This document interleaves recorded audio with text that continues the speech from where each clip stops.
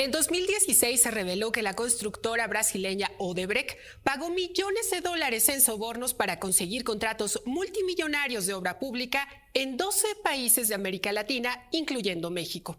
Por eso, Odebrecht es uno de los casos de corrupción más grandes y cuyas investigaciones aún continúan. Cada país ha enjuiciado a políticos y empresarios, alcanzando incluso a expresidentes como Lula da Silva de Brasil o Pedro Pablo Kuczynski y Alejandro Toledo de Perú. Sin embargo, México y Venezuela son los únicos países donde no hay un solo sentenciado por el caso. Pese a que en nuestro país están involucrados contratos multimillonarios de Pemex realizados durante el sexenio del presidente Enrique Peña Nieto, las investigaciones prácticamente están detenidas. ¿Por qué persiste la impunidad en el caso? Aquí lo sabremos. Acompáñanos.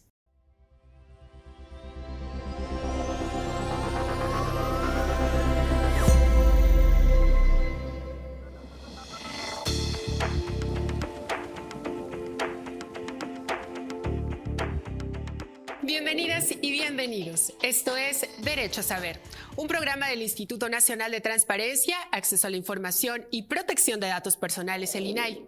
Hoy hablaremos de un tema que seguramente has escuchado en muchos noticiarios, el caso Odebrecht.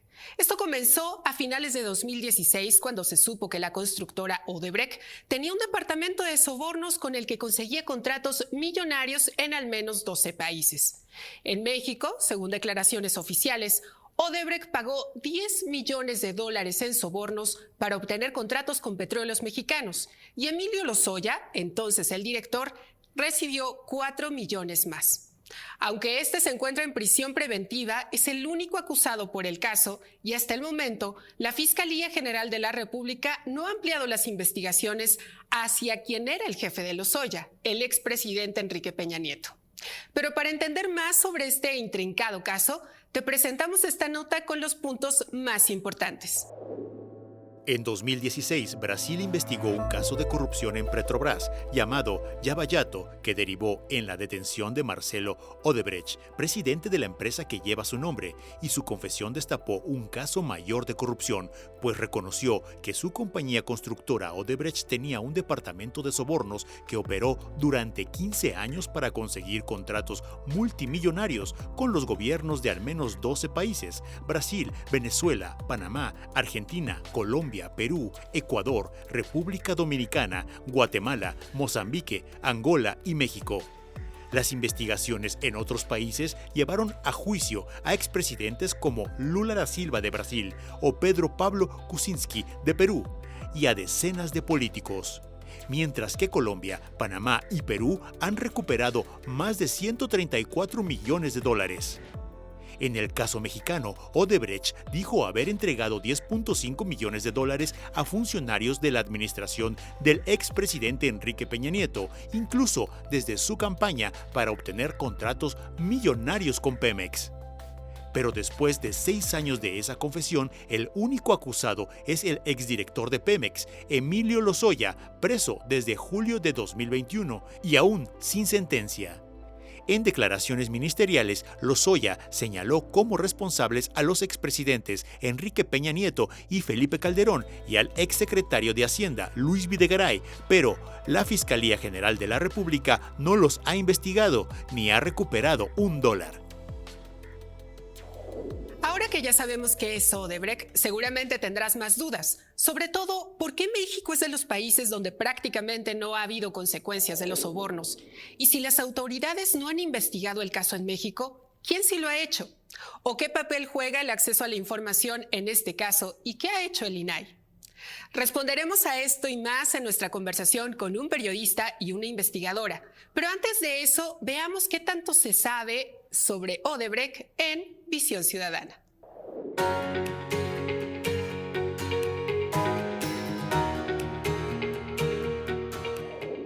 Realmente muchísimos, pues desde mi niñez, el caso Durazo, pues de los expresidentes sobre todo, pues desde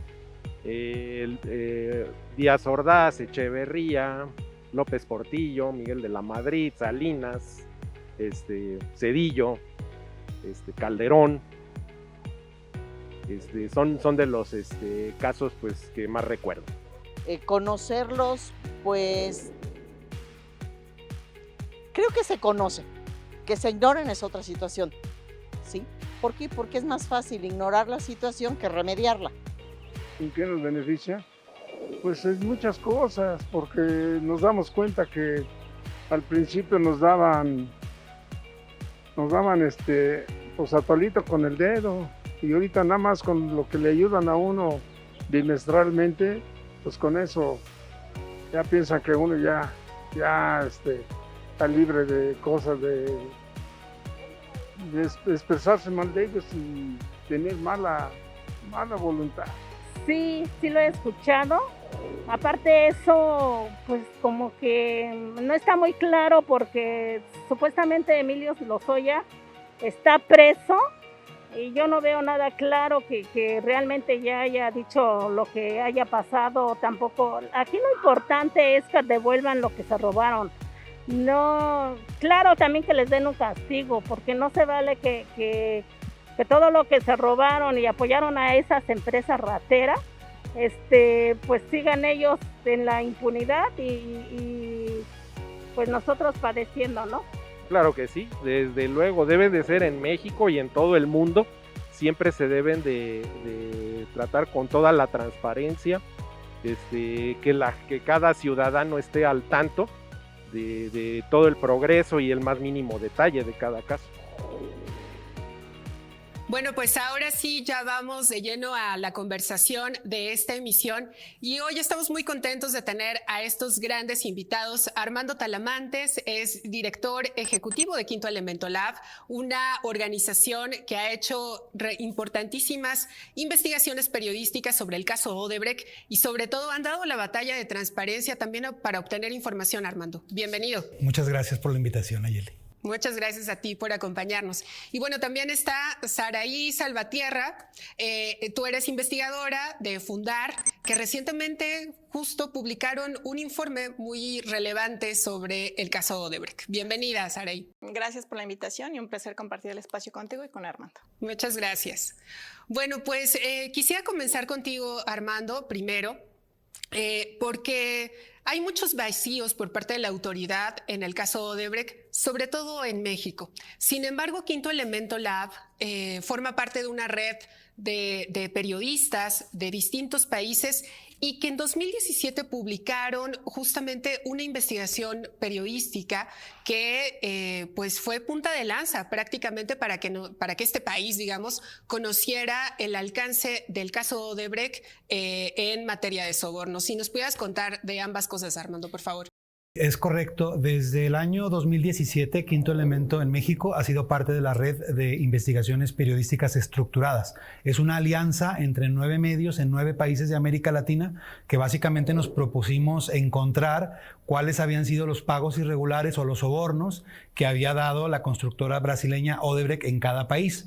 En el caso de México, fue en agosto de ese año, 2017, cuando publicamos por primera vez unos videos incriminatorios, ¿verdad? Donde los ex ejecutivos de Odebrecht directamente confesaban que habían dado $10.5 millones a Emilio Lozoya. A él lo señalaban como la única persona que había recibido ese dinero. Después se supo que hubo más sobornos, no únicamente los 10.5 que ellos reconocían. En Quinto Elemento hemos documentado hasta $24 millones. Es decir, que confesaron la verdad, pero a medias, ¿no? Exacto. Y ellos dijeron que únicamente había sido Emilio Lozoya. Después Emilio Lozoya, aunque lo negó, huyó del país. Ustedes recordarán que fue atrapado en España y extraditado a México en el verano del 2020.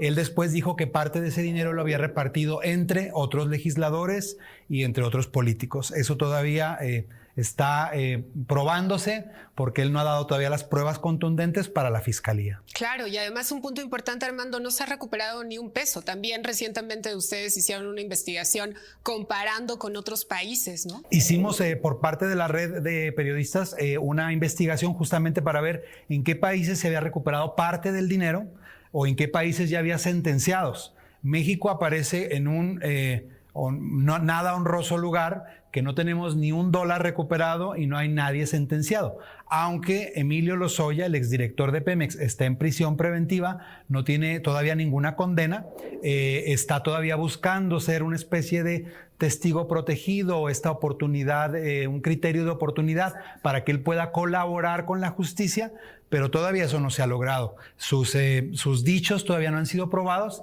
y no han podido, salvo a un ex senador del PAN, que actualmente está en prisión también. No hay nadie más, pero no hay ninguna condena y no hay ninguna recuperación de ningún dinero. Claro, y estamos hablando de ya más de 6 años, ¿no? Justamente. Sara, también ustedes, y bueno, sobre todo tú que eres experta en la investigación de anticorrupción, ¿a qué autoridades le correspondería investigar todo este tema? Porque además involucra, evidentemente, relaciones pues sí, sobre todo relaciones con otros países, ¿no? Claro.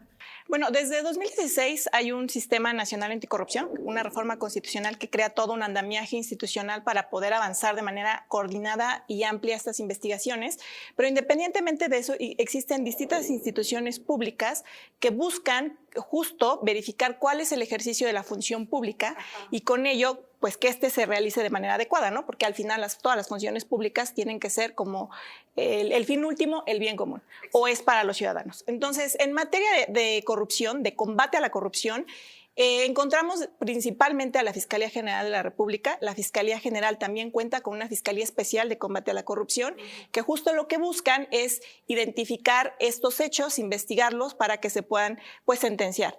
También en eso se encuentra el Consejo de la Judicatura, el Poder Judicial, quien le encarga de determinar sanciones, pero a la par encontramos otro tipo de actores que son relevantes en el combate a la corrupción, como son la Secretaría de la Función Pública, porque es la que se encarga de verificar el buen funcionamiento de la administración de las entidades públicas. En este caso estuvo involucrada Pemex, cómo Pemex ejerció estos contratos, cómo llevó a cabo las relaciones con esta empresa, pero también encontramos a la Auditoría Superior de la Federación, que es la principal institución fiscalizadora de cómo se ejercen los recursos, y al mismo tiempo está el INAI. El INAI es parte del Sistema Nacional Anticorrupción, pero es el órgano encargado de garantizar el derecho a la información de asuntos tan relevantes como son los actos de corrupción, ¿no? Que son asuntos que obviamente nos interesan a toda la sociedad porque no solamente es el desvío de recursos públicos, sino que sabemos que la corrupción es un tema mucho más estructural que puede generar afectaciones a derechos humanos. Y en el caso de Odebrecht, al estar involucrados tantos recursos públicos, pues esto lo que puede hacer es generar las incapacidades del Estado de cumplir con funciones de garantía de derechos al no pues, contar con estos desvíos, ¿no? Al no contar con estos recursos que han sido desviados. Claro, y justamente este tema que toca Sara es un poco en lo que abundaremos en el siguiente bloque, porque hablaremos de cómo se cruza este caso Odebrecht con el acceso a la información, que es un derecho de todas y todas, y por eso es importante saber cuántas solicitudes se han hecho sobre este tema y sobre todo qué dependencias se han negado a entregar información y qué ha resuelto el INAI al respecto. Veamos también Ejerce tu derecho.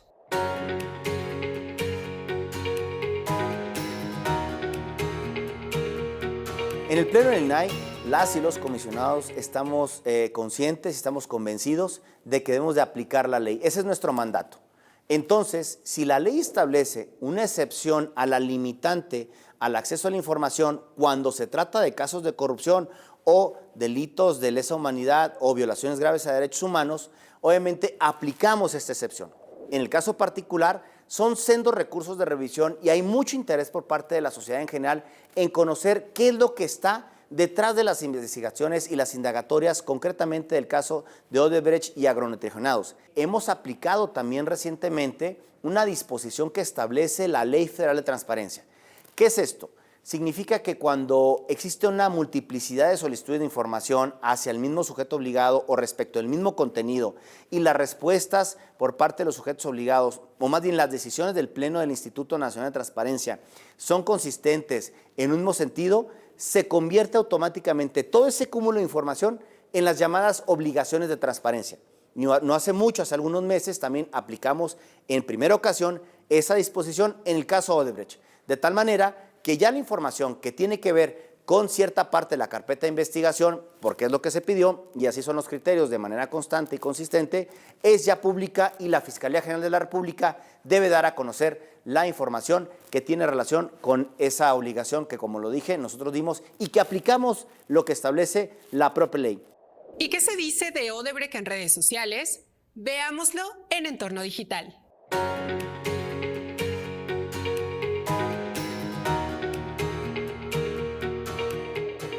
@LReporteros. En sentencia histórica, @INAI México ordena a la Fiscalía General de la República publicar la carpeta de caso #Odebrecht. El Pleno del INAI determinó que la información del caso Odebrecht sea una obligación de transparencia. Instruyó a la Fiscalía que actualice el documento cada 3 meses. @La Jornada Online. La Fiscalía General de la República subió a su portal de transparencia una primera parte de la versión pública de la carpeta de investigación del caso #Odebrecht, en cumplimiento de una orden del @INAI México.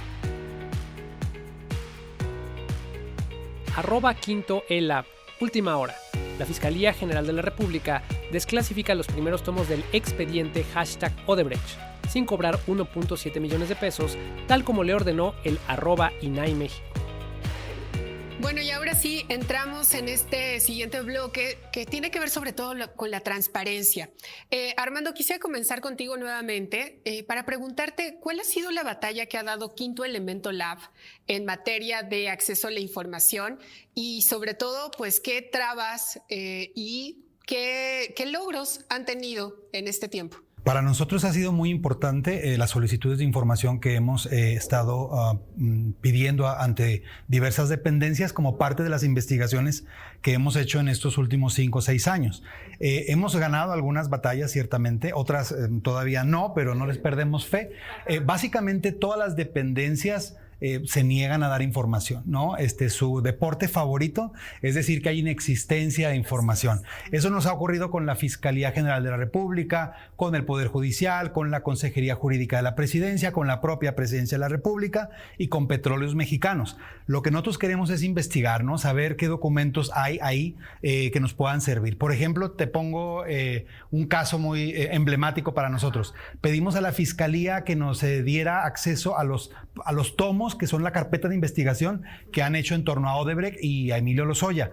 Y nos dijo que, primero nos dijo que no, y después nos dijo que sí, pero que teníamos que pagar 22 pesos por cada una de las 8,000 páginas que eran, y nos cobraban 1.7 millones de pesos. Evidentemente es una manera para que no haya acceso a esa información.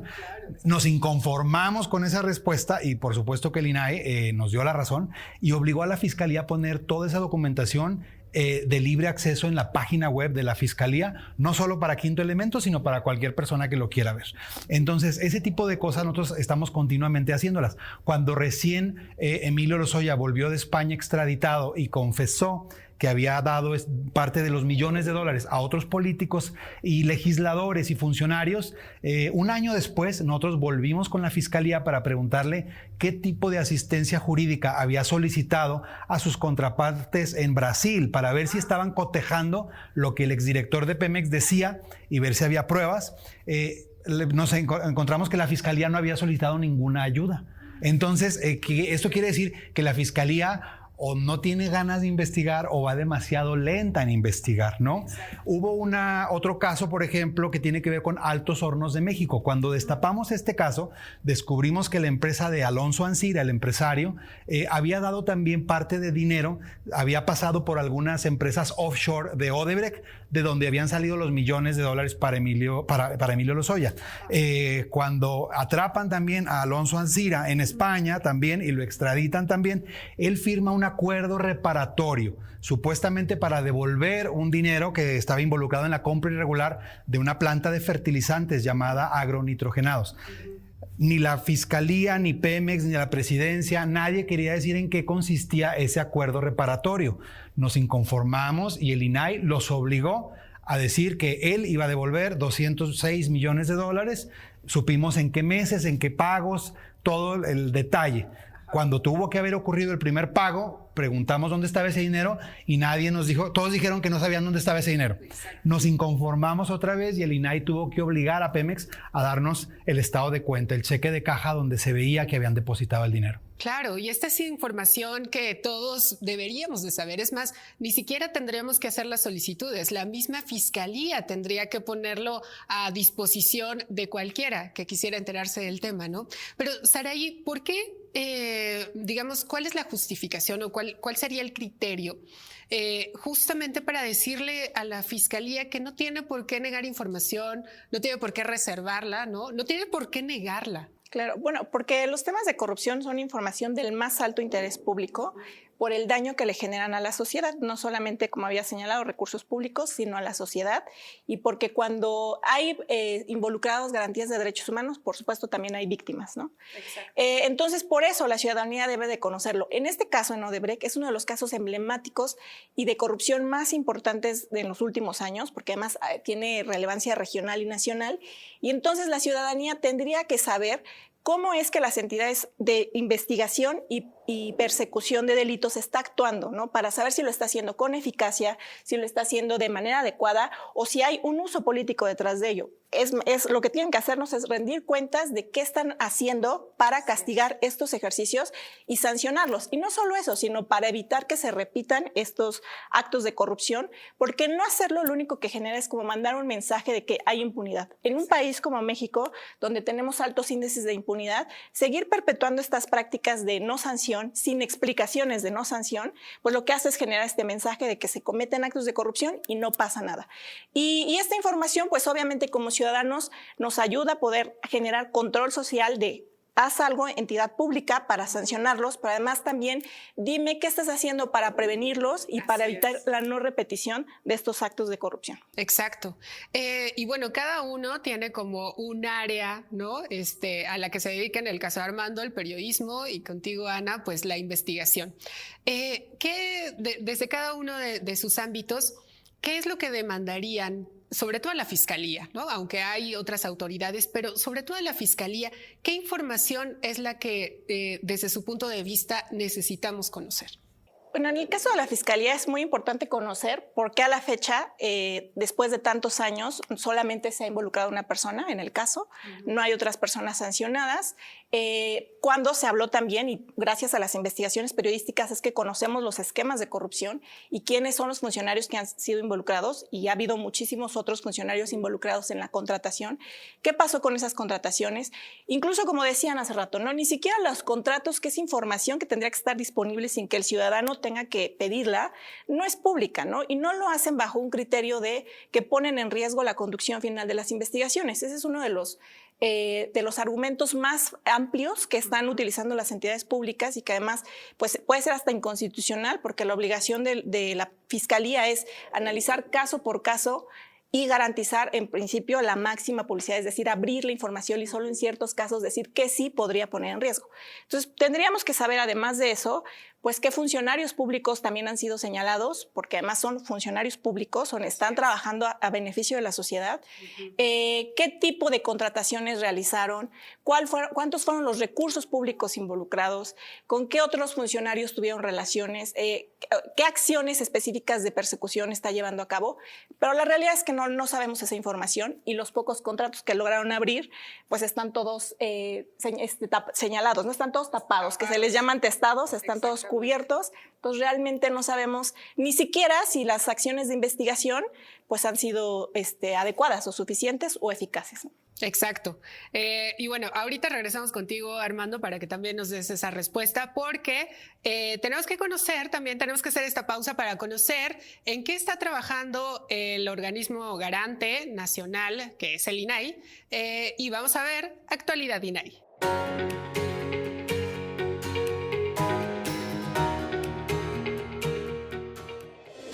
Resumen informativo. En sesión ordinaria, el Pleno del INAI resolvió, entre otros asuntos, que la Secretaría y el Banco del Bienestar den a conocer el monto total entregado a beneficiarios de programas sociales entre enero de 2018 y el 17 de mayo de 2022. la Oficina de la Presidencia de la República informe sobre la encuesta que sirve de base para la iniciativa con la que se busca eliminar el horario de verano en México. El Instituto de Salud para el Bienestar entregue el contrato celebrado con la empresa Viva Enterprise Limited para la compra de ventiladores y haga una búsqueda de aquellos celebrados con las empresas Hospitium Solutions, Encore Health y Diagnostic Solutions a fin de darlos a conocer. En Chiapas se llevó a cabo la jornada de acompañamiento en materia de gestión documental y archivos, donde se destacó que los archivos son el pilar de la rendición de cuentas y del combate a la corrupción. En el Estado de México, el INAI y el órgano garante local presentaron el libro El Congreso Mexicano y el Parlamento Abierto. Se afirmó que el Parlamento Abierto es la vía para recuperar la confianza ciudadana en la labor legislativa. En Zacatecas se realizó la Ruta de la Privacidad con el tema Inteligencia Artificial, Perspectivas y Prospectivas, desde el derecho a la protección de datos personales y la privacidad. Bueno, Armando, regresamos contigo, que Ana no te dejó tiempo en el anterior bloque.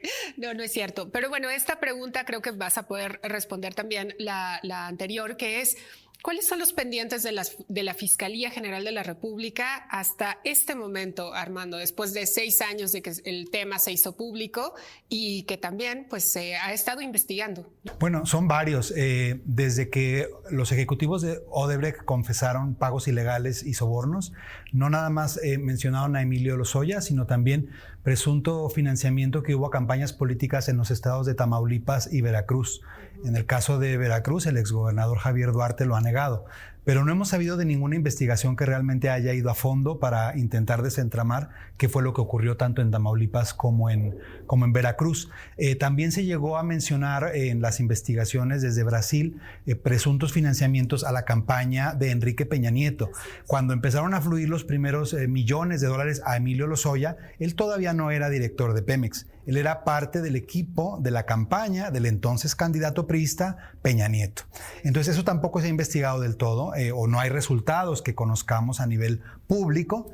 Recientemente, apenas a finales del año pasado, en Quinto Elemento tuvimos la oportunidad de encontrar documentos adicionales, digamos inéditos, que no se habían revelado, que indicaban que hubo sobornos incluso antes de los que dieron supuestamente a Emilio Lozoya. Desde el año 2010-2011, presuntos pagos irregulares en Michoacán para la construcción de una presa en el año de 2006 que fue adjudicada en aquel entonces por el gobernador Lázaro Cárdenas. Entonces, hay esos pendientes, no lo sabemos, no sabemos qué tan a fondo han ido las investigaciones. Lo único público hasta el día de hoy es Emilio Lozoya. Exacto. Y sobre todo también, Armando, coincidirás conmigo en que este es un gran pendiente porque en otros países pues sí alcanzaron las investigaciones a los más altos niveles, o sea, presidentes incluso en turno o expresidentes, y en este caso efectivamente no vemos que la Fiscalía pues tenga indicios siquiera de llegar al expresidente Enrique Peña Nieto, o incluso también Lozoya mencionó a Luis Videgaray, el entonces secretario de Hacienda, ¿no? En el caso de Perú, sí, las investigaciones han alcanzado a varios expresidentes. En el caso de Panamá también, apenas el mes pasado, los hijos de Ricardo Martinelli, el expresidente, confesaron que fue su padre quien los instruyó a ellos para tomar el dinero de los sobornos. Ellos están presos en Nueva York. En México no hemos visto ningún caso que haya llegado a esas esferas, digamos, a esas alturas en la élite política. No lo tenemos en México. Exacto. Y eso me lleva a preguntarte lo siguiente, Saraí. ¿Cuál es el pendiente de este gobierno? ¿No? Puede ser una respuesta muy amplia, pero viene a cuenta porque recientemente también el presidente anunció que se investigaría, ¿no?, las cuentas, las finanzas de el expresidente Enrique Peña Nieto. Y hay muchos casos de corrupción en el sexenio pasado, pero en específico en este, digamos que tampoco hemos visto avances, ¿no? No lo vimos con Peña, no lo estamos viendo con el gobierno de Andrés Manuel López Obrador. ¿Cuáles serían como los pendientes o de qué depende? Pues justo creo que el tema de la Fiscalía General es muy relevante, o sea, identificar bien cuál es el trabajo que tiene. El hecho de que la Fiscalía no muestre avances, que justo no sabemos porque no los ha mostrado, pues lo que genera son suspicacias de realmente cómo es la autonomía de esta institución, ¿no? Y una Fiscalía tiene que funcionar de manera autónoma para poder realmente avanzar en el combate a la corrupción, pero además tiene que tener suficientes capacidades operativas y presupuestarias incluso, ¿no? Que puedan permitirle poder avanzar de manera independiente, adecuada, eficaz, rápido en la investigación de casos de corrupción. Y otro, me parece que es un pendiente muy relevante y que casi no se menciona, tiene que ver con la Fiscalía Especial Anticorrupción. Claro. Esta fiscalía prácticamente está desdibujada en este sexenio, ¿no? Es una fiscalía que nació con el Sistema Nacional Anticorrupción y que lo que busca es trabajar de manera coordinada con las otras instituciones, pero parece que no existiera, ¿no? Parece que no existiera porque es la Fiscalía General la que está pues absorbiendo los casos, pero ni siquiera nos da resultados contundentes. Entonces sí es muy preocupante que frente a un nuevo anuncio de investigación de actos de corrupción, presunto desvío de recursos de Enrique Peña Nieto, pensar que se va a trabajar de manera adecuada cuando en los otros casos no hay mayores avances, ¿no? Hay otros casos de corrupción del pasado que nos están averiguando, y uno muy relevante tiene que ver con el tema de protección a denunciantes. Creo que sí es muy relevante traerlo al caso, porque la ciudadanía ha tomado un papel muy relevante en el acceso a la información para conocer cómo se están llevando a cabo funciones públicas y si existen o no actos de corrupción y poderlos alertar, pero esto tiene que ir acompañado también de un sistema de protección a personas alertadoras, porque evidentemente quien busca información sobre corrupción pues tiene un amplio riesgo de seguridad en su vida o su integridad. Entonces creo que esos tendrían que ser algunos muy relevantes a considerar. Claro.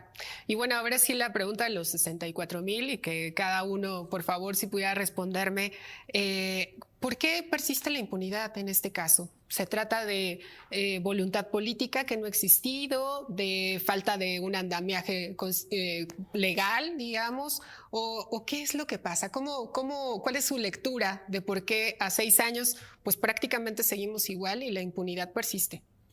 Para nosotros fue muy, nos llamó mucho la atención el hecho de que el caso de Odebrecht ya ha trascendido 2 sexenios. Que en el primer sexenio, donde estaba Enrique Peña Nieto, que supuestamente hubo dinero a su campaña y que estaba Videgaray y Lozoya, que no se haya investigado o que incluso se haya exonerado de alguna manera, pues no es sorprendente. Lo que sí sorprende es un nuevo gobierno que ha llegado, ¿no?, enarborando la batalla contra la corrupción, y donde no ves que haya acciones sistemáticas, contundentes y continuas. Y ves una fiscalía, ellos podrían decir, el gobierno, pues que es la fiscalía que es autónoma, pero la fiscalía, bueno, el mes pasado trascendieron y se filtraron llamadas donde el fiscal está hablando con el padre de Emilio Lozoya, dándole indicaciones de cómo ampararse o cómo no, y a qué abogado tener y a cuál no. Me parece que eso sería escandaloso en cualquier otro país, cómo un fiscal está hablando con la familia del principal imputado. Entonces, vemos efectivamente que hay un grado de impunidad. A todas luces, por parte de la Fiscalía, no se ve que haya un interés en avanzar esto, por lo menos no de una manera tan rápida como otros países. Y esa es la cosa, que Odebrecht cometió tantas felonías y fechorías por todos lados que podemos comparar cómo ha ido avanzando en otros lados. Perú tiene 22 sentencias, Panamá ha logrado recuperar más de 50 millones de dólares, Colombia también más de 25 millones de dólares. Hay países que sí están avanzando. En México no hay nada. Exacto. Sí, también diría que la rendición de cuentas es fundamental para avanzar en el combate a la corrupción, y en México evidentemente, y sobre todo con estas instituciones, no hay rendición de cuentas, no están explicando qué están haciendo, cómo lo están haciendo y cuáles son las vías que están tomando de investigación.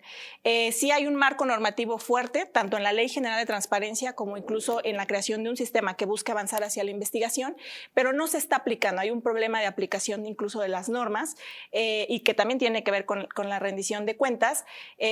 Y también me parece que es muy importante que las prácticas institucionales comiencen a romperse, tanto desde la transparencia de la información como de esta forma de investigación de los casos. Porque lo que hace es, al no existir una sanción, no existir rendición de cuentas, o no existir vigilancia de manera muy concreta del funcionamiento de las instituciones que investigan los casos, pues lo único que generan es perpetuar esta corrupción más estructural. Y finalmente señalar que pues la corrupción al final no solamente es desvío de recursos, ¿no? Es un problema amplio, multifactorial, multifactorial y que no solamente va a depender de investigar un caso, sino generar políticas públicas que justo abatan estos problemas. Por supuesto. Pues muchísimas gracias por habernos acompañado. De verdad que su presencia y su experiencia en cada uno de los ámbitos ha sido muy enriquecedor para entender más este tema. Muchas gracias, Armando, Ana. Gracias. Gracias. Bueno, pues el caso Odebrecht parecería ficción, pero no lo es. Por desgracia, es un caso real de corrupción y con alcances que aún no terminamos de conocer. En todos los países donde ocurrió, se trató de recursos públicos pagados a una empresa que hizo de los sobornos una forma de hacer negocios y ganar contratos. Y aunque este modus operandi fue descubierto, en México persiste la impunidad. La Fiscalía General de la República no ha ampliado las investigaciones para que sepamos quiénes fueron los responsables de pagar millones de dólares en contratos a Odebrecht y quiénes fueron los beneficiarios de los millonarios sobornos. Se trata de los pendientes que la Fiscalía y cada gobierno en turno tiene hacia los ciudadanos. Toca seguir empujando cada uno desde nuestras trincheras para que este caso no quede impune y, sobre todo, que no se repita. Muchísimas gracias por habernos acompañado. Te esperamos en la siguiente emisión, porque recuerda que tú tienes derecho a saber.